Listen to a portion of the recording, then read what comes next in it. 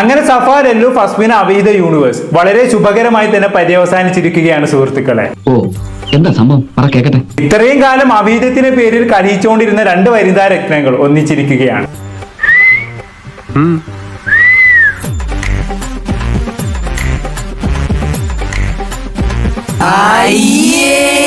എന്നാലും ഇവൻ ഇങ്ങനെ ഒരു കടുങ്കൈ ചെയ്യുന്ന ഞാൻ വിചാരിച്ചില്ല. എന്തായാലും എല്ലാവരും കണ്ടല്ലോ, ഇനി കണ്ടില്ലെന്ന് ആരും പറയരുത്. ഒരുത്തന്റെ അവിഹിത കാമുകിയും ഭാര്യയും തമ്മിൽ ഒന്നിക്കുന്ന ഒരു അപൂർവ കാഴ്ച.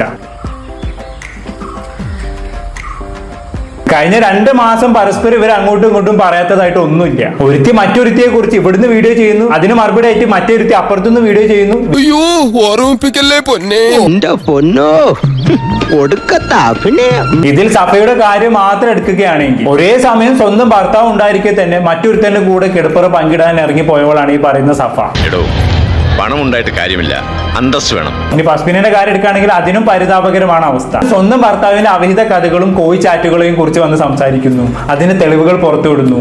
ഈ രീതിയിലായിരുന്നു അവള് ജീവിച്ചു വന്നുകൊണ്ടിരുന്നത്. സ്വന്തം ഭർത്താവിന്റെ അവിഹിതം പറഞ്ഞ് ജനശ്രദ്ധ പിടിച്ചു പറ്റി അത്യാവശ്യം റീച്ചും ഫെയിമും പിടിച്ചു പറ്റിയ ഇവൾ അതിന്റെ ഇടയിൽ കൂടി ചെയ്ത പരിപാടി എന്താണ്? മറ്റൊരുത്തനുമായി അവിഹിതത്തിന് പോയേക്കുന്നു. ഇങ്ങനെയുള്ള സന്ദർഭങ്ങളിലാണ് നമ്മൾ സ്വയം നിയന്ത്രിക്കേണ്ടത്, സെൽഫ് കൺട്രോൾ. അങ്ങനെ എന്ത് ചെയ്യുമെന്ന് വിചാരിച്ചിരിക്കുന്ന സമയത്താണ് സഫയുമായി ഒന്നിക്കാൻ എന്നുള്ള തീരുമാനത്തിൽ ഇവൾ എത്തിച്ചേരുന്നത്. അങ്ങനെ അവർ പരസ്പരം ഒന്നിക്കുകയാണ് സുഹൃത്തുക്കളെ.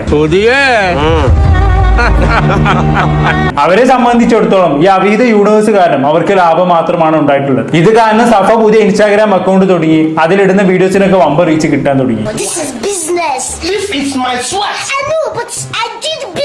ഫസ്മിന്റേതാണെങ്കിൽ ഇത്രയും കാലം ആരും അധികം ശ്രദ്ധിക്കാത്ത ഒരു അക്കൗണ്ട് ആയിരുന്നു. പക്ഷേ ഈ അവിഹിത യൂണിവേഴ്സ് വന്നതോടുകൂടി ഫസ്മിന്റെ അക്കൗണ്ട് നല്ല രീതിയിൽ റീച്ചായി. പണിയെടുത്ത് തിന്നണമെന്നൊക്കെ ആഗ്രഹമുണ്ട് സാറേ, പക്ഷെ പറഞ്ഞു പറ്റിച്ച് തിന്നാലേ വായിന്നിറങ്ങുള്ളൂ. ഇപ്പൊ രണ്ടുപേരും ചീഞ്ഞ് നാരെയെങ്കിൽ കൂടിയും രണ്ടുപേരും ഇടുന്ന പോസ്റ്റുകൾക്ക് അത്യാവശ്യം റീച്ച് കിട്ടുന്നുണ്ട്. ഇനിയിപ്പോ സഫയും ഫസ്മിനെയും സംബന്ധിച്ചിടത്തോളം പ്രൊമോഷൻ പരിപാടികളും മറ്റുമൊക്കെയായി പിടിച്ച് നല്ല രീതിയിൽ സുഖമായിട്ട് ജീവിച്ചു പോകാം.